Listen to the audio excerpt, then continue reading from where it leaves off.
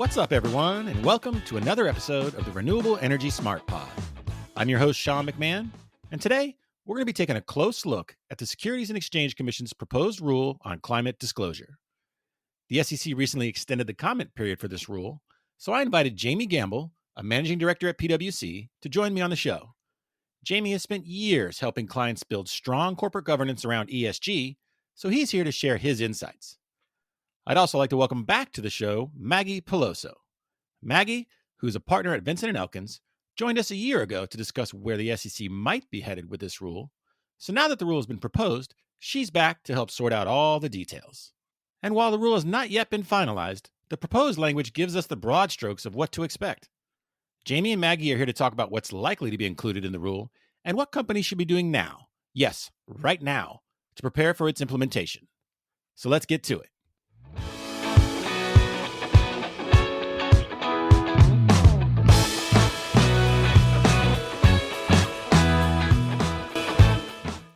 Hello, everyone, and thank you for joining me for this episode. The topic today is going to be the SEC's proposed climate disclosure rule. I got a couple of great guests joining us today. Jamie Gamble is from PwC, and Maggie Peloso is from Vinson Elkins.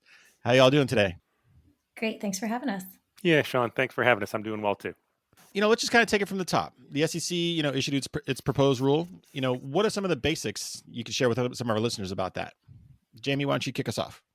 Sure. The first thing I'd say is it's 600 pages long. So whatever list we're going to give you is necessarily a summary list, and it's a little limited. But I'd say key things are companies are going to be required, if the proposal goes through as written, to report climate-related physical and transition risks and how they will affect the company's business, strategy, and outlook. They'll also be required to disclose how they do their governance and risk management processes for climate-related strategy. And then a big one for everybody that they're looking at is they'll be required now to disclose Scope 1 and Scope 2 greenhouse gas emissions, and if it's material, Scope 3. And I'm going to stop there because I think Maggie's better at talking about Scope 1, 2, and 3 than I am probably.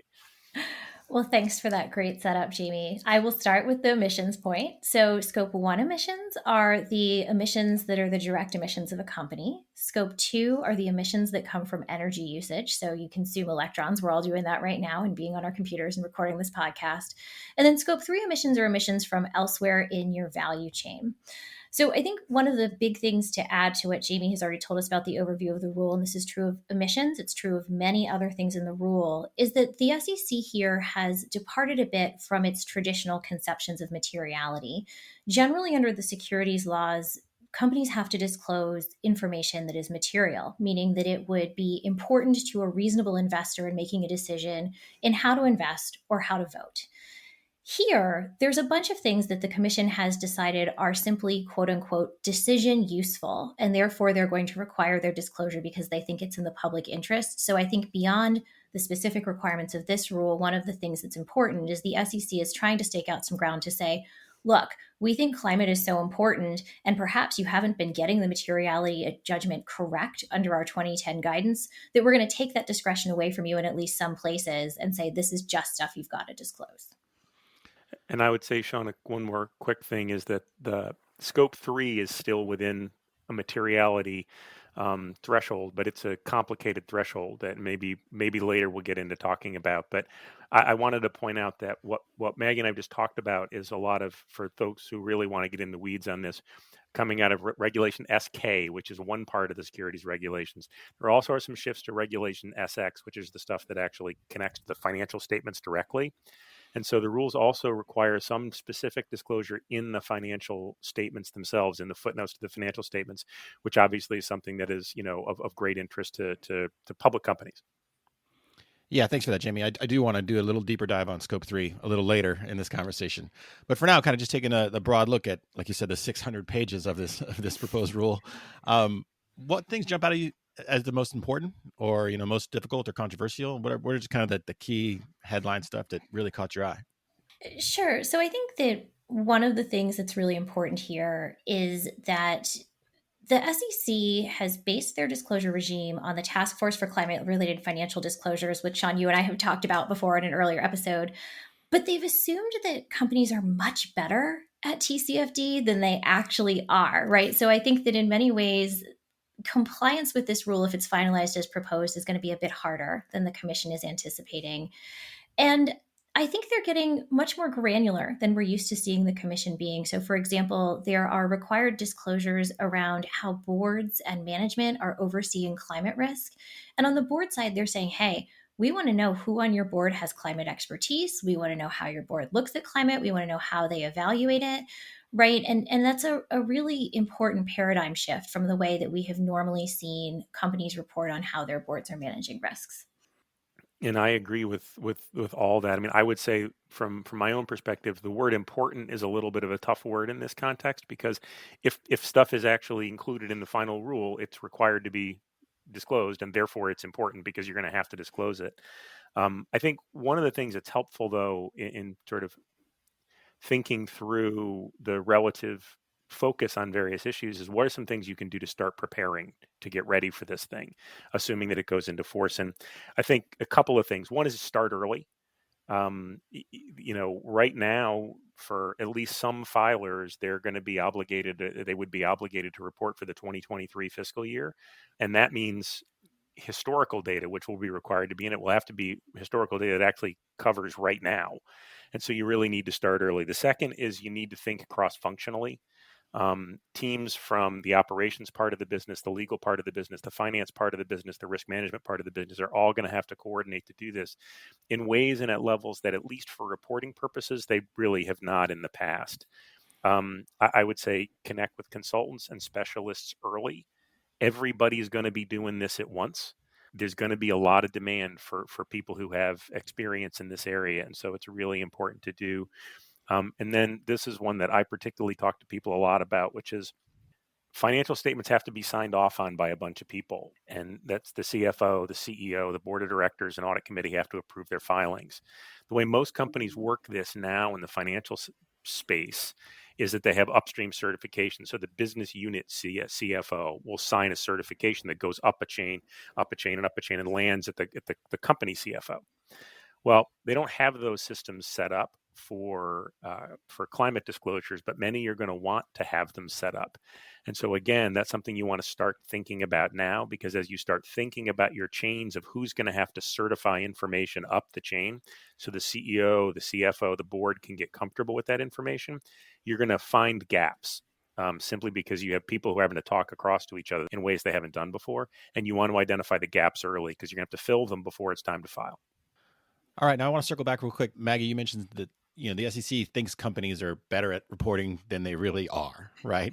So, are there any aspects of this 600-page rule that are kind of sneaking under the radar? I mean, I take your point, Jamie, that everything's important. If it's in the final rule, it's important. But let's be real, like some of these things grab way more attention than others. So what are some of the little nuggets in there that the SEC or even, market participants might not think are a big deal now, but might catch them, blindside them down the road? So I think the first thing I would point to in that regard is the way that the rule is dealing with physical climate risks. Physical climate risks have generally been really underreported by companies as compared to transition risks. We see a lot of companies who have done work in the climate scenario analysis space to think about, well, gosh, if energy prices shift dramatically or demand for my product shifts dramatically, what's going to happen there? But the commission's looking for a lot of really granular disclosure that is frankly beyond the data that many companies will have, right? On the physical risk side, there are some requirements that basically say, well, gosh, if you think you're subject to flood risk or wildfire risk or water stress, we want to know down to the zip code level where your assets are located that you think are subject to some of these stressors. And that's going to be extraordinarily challenging simply because of the lack of data. And I think the other thing that will be hard there for companies is that it's not going to feel very satisfactory to many companies to just sort of say, hey, we found a risk, right? They're going to want to be able to say, here's what we're doing about it, right? And so there is an awful lot of homework that I think needs to be done in terms of, one, making sure we have data of a quality that companies are comfortable relying on. And then two, thinking about what does that data really mean and what do you want to signal to the market about what you're going to do with those risks you've identified. Yeah, on data, I saw, I think just the other day, the International Sustainability Standards Board was kind of launching another initiative aimed at standardizing all this data. So So do either of you have any insight on like how big of a challenge that's going to be for some of these companies? I mean, I'm guessing it's ginormous by the look on your face, Maggie. but yeah, I mean, let's get real. I mean, Jamie, you were talking about some of the things that companies can do to kind of get started, and you talked about the signing process up and down for the disclosure. But what about the actual data gathering? There are two aspects of it. One is data gathering, the other is sort of data processing, handling, and analysis. And I think on the processing, handling, and analysis side, it's a huge job. But it's a huge job that people know how to do. I mean, companies already handle enormous quantities of data that they have to pull together. The critical piece of it will be, how do you expand what you're doing now to cover new topics? And how do you make sure that your data gathering systems connect in to all the people who have the underlying data on climate issues, who are in many cases going to be different people than had the financial data? I mean, I actually would go back to the point I made at the beginning. I think for a company to step back and look at the chain of people who have to certify, it's a really good way of starting to think how you're going to handle and gather the data. Because one of the gaps I mentioned, as I mentioned, you'll identify gaps. One of the gaps you'll find is you may be asking somebody to certify something about how much about the greenhouse gas emissions of a particular operation or plant, who's never had to sign a certification that goes upstream to the CFO for a public filing before. And he's going to say, well, wait a minute, if you want me to do that, I'm going to need some more resources. I'm going to need some more support to make sure I can get the level of comfort in that number that I need in order to give you the comfort that you need. So I think it's a process. You're going to have to go through the process. People can handle the data. That people will work out. It's really a thinking process, I think, more than it is worry about volume. So, Sean, the one thing I would add to that is that I want to make sure that we don't suggest to your listeners that this is just about greenhouse gas emission data. The rule has in it a proposed item that essentially says, hey, gosh, if you've made any commitments at all whatsoever to people about climate stuff, which they then define very broadly to include commitments around water, habitat conservation, right? It's kind of where the whole E and ESG sneaks into the back of this rule. Then you've got to start reporting every year on what your progress is against those. And so I think, you will see a lot from public companies who are going to comment on the proposed rule around some of the challenges in getting good GHG data. But that, I think, is just the tip of the iceberg, right? There's this physical risk data I've already mentioned. But then on top of that, if you've got a water commitment, if you've got habitat conservation commitments, any of these kinds of things, you're going to have to be able to measure them. And I do think that one of the interesting things we may see come out of that is companies who have made commitments because their shareholders asked them to, or because it sounded good and aspirational, who are maybe not quite ready to think about how they're going to measure those and what that really means. I think that's a really, really good point and a really important one for people to focus on. Yeah, and I kind of want to take this as a perfect segue to Scope 3 and what the rule kind of asks for Scope 3. So there seems to me to be a little bit of a gray area, if you will, when it comes to materiality, and who determines it, the company, the SEC. So Maggie, can you walk us through what the proposed rule has on that and how we're going to see our way through that fog? Absolutely. So the Scope 3 emissions reporting requirement has two prongs to it. The first is companies will need to disclose Scope 3 emissions if they've made a commitment, right? So this is basically, if you've said you're going to be net zero, the commission now says you got to tell people how you're going to get there, right? And then the second is that Scope 3 emissions need to be included, quote unquote, if material. I think it's important here, and Jamie and I have mentioned this a little bit before, it's not entirely clear if this is old school, it changes your voting decisions materiality. The commission gives a couple of specific examples in the proposing release of sectors for which they say it might be material. What they say is well, gosh, for auto manufacturers, we think Scope 3 emissions are material because there's a lot more emissions that come from all of us owning cars and putting gas in them and driving them around than there are from making the car. And they also say that they think that Scope 3 emissions are material for the manufacturers of oil and gas products, so essentially for upstream oil and gas. Where it gets kind of harder to figure out what they're really wanting is that they say, you know what, we're not going to establish a quantitative threshold for what percentage of your emissions need to be in Scope 3 for Scope 3 to be material. Maybe we could say something like 40%, but it might be something different than that. And there's just a lot of very loose language around it. And so I think that one of the risks there is that if the rule's finalized in its current form, it's going to be really hard for a lot of companies to know whether they really, quote unquote, should be reporting their scope 3 emissions as material or not. And I think that one of the real challenges there may well be for companies that have not yet taken a hard look at their scope 3 emissions and are maybe not in some of these sectors that feel obvious to the SEC. How do they think about what the various buckets of scope 3 emissions, both upstream of their activity and downstream of their activities, are, and even begin to get their arms around, well, what do we think about that, and how does it interact with any determination we need to make around materiality?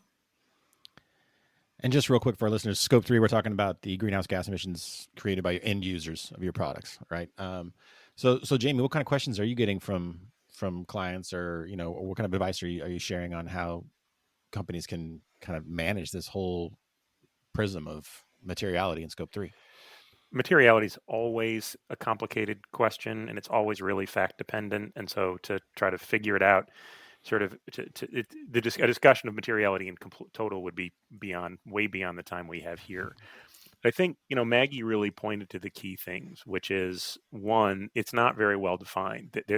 But what I would say is this: the commission uses a lot of the magic words for materiality that lawyers use in the context of traditional, what I'll call securities fraud type materiality. So what Rule 10b-5, which, they actually quote the famous, total mix of information. So that the language, and this is actually a quote, it says, consistent with the concept of materiality in the securities laws, this determination would ultimately need to take into account the total mix of information available to investors, including an assessment of qualitative factors.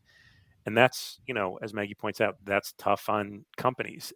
Not a lot of guidance has been given by the SEC, so it's hard to advise people outside of the very specific context of their individual businesses, unfortunately. But so this is something that will evolve over time. There's no other way to really, I think, answer the question.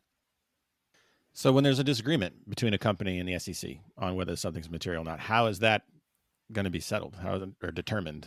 Yes, you got to include it, or the company says no, we don't. I mean, some kind of SEC panel going to be handling that, or what does that look like? So I think it's going to take several years after the rule's finalized for that to shake out. And I think the best indication we have right now is the sample comment letter and the series of comment letters that came out from the SEC in response to their review of current disclosures in connection with the 2010 disclosure guidance. And there we did see an awful lot of comments where the commission said, hey, we're really curious about why you don't think this particular climate risk or climate risk writ large is material. Tell us more about your thinking. And I suspect that we will see something similar here if these scope 3 provisions are finalized as proposed, where essentially companies will sort of go out into the world and they will try to make their own determinations and figure out how to do that. And then the SEC will review them, and some number of companies will get comments where they'll say, gosh, we really think maybe your scope 3 emissions as a whole are material, or this category of your scope 3 emissions were material. What do you think about that? And then companies will either choose to say to the SEC, no, we don't think so, or they will revise their disclosures accordingly.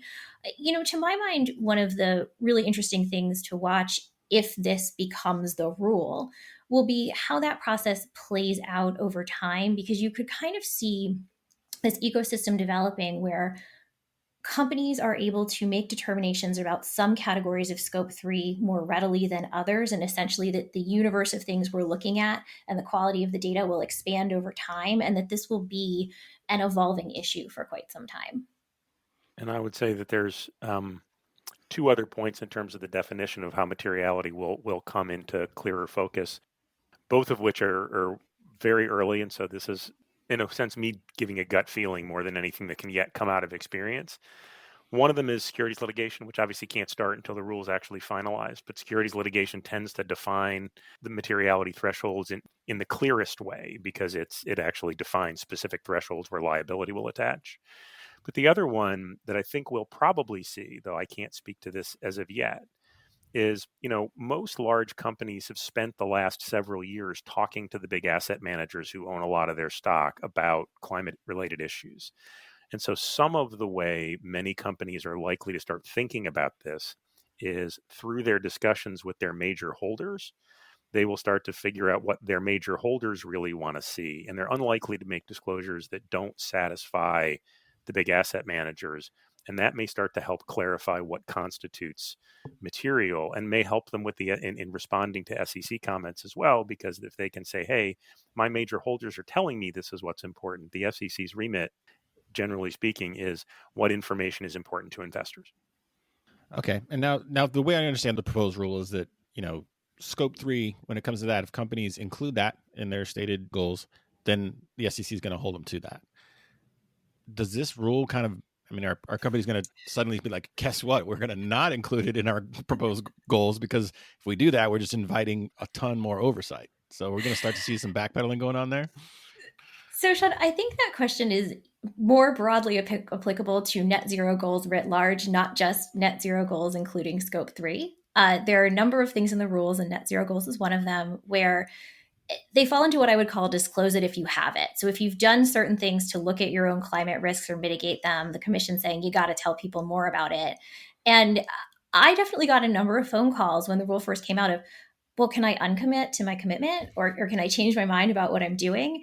And I think the practical reality is the commission has not suggested, probably because legally it cannot, require companies to make those sorts of commitments. But I do think that Jamie's point about the big shareholders is an important one here. I think, what we have sort of been seeing generally with our clients is that, sure, you could change your mind about what your commitment is, but that might be a really hard thing to convince your shareholders was an okay thing to do. And so, I think one of the things that's really interesting in this rule is that the commission has not only sort of said, we're kind of getting at greenwashing, right? By saying you can't just tell people things that sound good. If you say them, you're going to have to execute on them.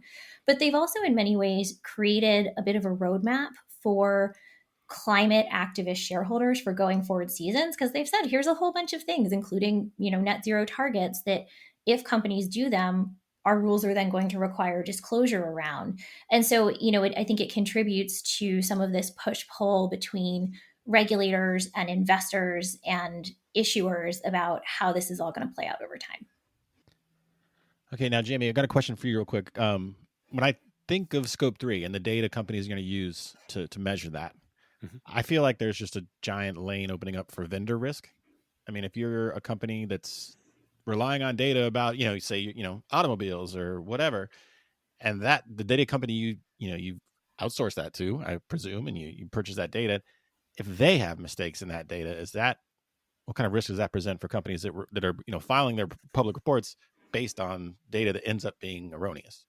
So that's a really interesting question, and it comes both with respect to vendors themselves, but also other people in your supply chain. And so I think this is one of the questions we're hearing people ask the most. And Maggie, I'd be interested to know if you're getting the same thing. Is if I've got to go down the scope 3 road, both in terms of determining whether scope 3 is material to me or not, because I have to know something to know that in the first place, and then if I have to report it, I'm going to be relying on a lot of other people. And I don't know how I get comfortable, because ultimately, if it's in my financials, it's in my financials. Now, there's a safe harbor for scope 3, at least there is one for now. How long it will last, no one knows. But there is a safe harbor for scope 3 and stuff that's going to apply early on that will make it less fraught just as a litigation matter. So that's helpful. But I think, Sean, you've pointed to a really good question that I don't think I have a really good answer to just yet. The answer is yes, it will be hard to figure out how to deal with that. It will pose some risks to companies that are relying on that information to report on it. And how companies will manage holding their suppliers and data providers sufficiently responsible to get comfortable with it is something I think people are still working out. Yeah, I think that's absolutely right. I think we are obviously in very early days because many companies are trying to figure out if and how they want to comment on this rule, and then simultaneously starting to look ahead to, well, what I need to do to prepare for compliance. And this scope 3 safe harbor comes up a lot, because essentially what the safe harbor says is, if you are in good faith relying on the data from someone else, then you're okay. But the rule proposal does not define what good faith is. So it's raising a lot of really interesting questions around, does that mean I need to diligence the greenhouse gas emission inventory practices of the people who are giving me data? Would it be okay if I relied on data that those entities report to other governmental programs like the EPA's greenhouse gas reporting program? Would that be good enough? Do I need to do things like amend my contracts with all of my major suppliers to require them to report greenhouse gas emissions to me? And if I do that, do I want a contractual remedy if that's wrong? And that remedy would not be a shield to securities litigation liability, but could perhaps provide some recourse for a company if their supplier has reported erroneous information. And I think there's just a lot of complexity there that still needs to be worked through. So, Jamie, what other areas of this proposed rule, have your attention, and you think companies are going to have to be on the lookout? So I think one of the big planning challenges and reporting challenges for companies is going to be that, from my personal point of view, what the SEC is doing here in the climate rules with respect to governance, and they've done this in the cybersecurity rules as well, is new. It's not something the SEC has done before, which is to say, describe to us the governance process through which you're going in order to provide proper oversight of these risks. And that, I think, will again require a lot of cooperation across various functions and various different groups of people to get that right. And I think we will certainly get a range of the way people report about this. Some will do it in more minimal ways, and some will do it in more expansive ways. And how the market responds to that, I think, will be an important point. But I think that governance reporting is, again, one of these things I would express to people: get on early, because it's not going to be it's not easy, I don't think. And you're going to have to remember, you're going to be now asking the board to certify the filing of financial statements that don't just describe outcomes anymore, but they actually describe processes, and in fact describe the board's processes. This is not necessarily a bad thing. It's going to be more time talking through how the process works to make sure you're really comfortable with it. And when you write the narrative, and this is why I think people need to write it early, when you write the narrative, you often find that there are gaps in what you're actually doing that you would like to be different in the narrative. And so you have to go fill the gaps and make them true so that you can then write the narrative that feels to you like the right narrative for your company. So you're saying that could end up being a way to help companies identify their own inefficiencies or things that they thought they were better at, and actually use the SEC rule to improve their own operations?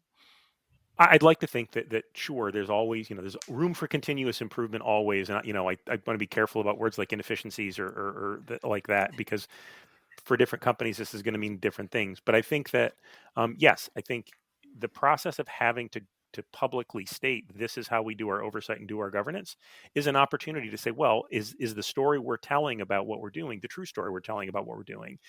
Is this right? Is this something we're really proud of? Is this the best we can be? And if it's going to be out there really publicly, we want to be the best we can be. And Maggie, how about you? Any other overarching thoughts about this proposed rule? So I think I'd like to build on Jamie's point about starting early. There's a lot in here that, if it's finalized, is new and different, and not only will require new processes and getting data together, but is going to require some level of skill building internally, right? And so at one extreme of that, we are starting to hear from some clients who are saying, well, gosh, if I might have to file for the first time in 2024 for my 2023 financials, I kind of need to do a practice this year. And I need to go into, my last quarter of the year board meeting and say, hey, board, if we had to do this year, here's what I think it looks like. And let's really start to have a conversation about what we do and don't know, and what kind of oversight you want to be able to provide on this, because I think there's just a lot of learning to be done. And that is not special to the companies, right? If you look at the range of professional service providers out there, they are all looking to upskill very quickly and to dramatically expand the number of professionals they have available to provide services in this area, because it's going to be a brave new world. There's a lot of gray area where companies are going to have to work hard and exercise judgment, and the number of service providers that are out there to help them is not likely to meet the demand. Do you think this is going to change the makeup of individual boards? I mean, I know we've been talking about ESG for a few years now, so a lot of that expertise is already kind of making its way to the board level. But do you think this is just going to put that on steroids, and like you're going to have, more board seats almost dedicated to satisfying, these climate disclosure demands? So, I think it's an interesting question. Jamie hinted to the fact that this is not just in the climate rules. We see this in the SEC's cyber rules too. Some questions of tell us who has expertise. I think that ultimately we're going to see more education of existing board members. I think you will see some companies where climate risks are particularly salient, where maybe you will see some more climate board members. But boards have to be able to do lots of other things to help govern a company effectively. And so I do think that a risk here is that companies overreact and you do see the creation of specialist directors.